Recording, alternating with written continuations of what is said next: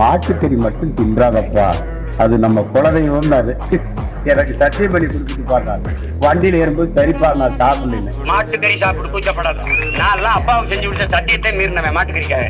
மாட்டுக்கறி டேஸ்ட் வந்து ஆட்டுக்கறி நமக்கு 4 துண்டு கறியை விழுங்கினாதான் சாப்பிட்ட மாதிரி. ஒரு 30 மாதிரி கடித்தால்தான் நிறைய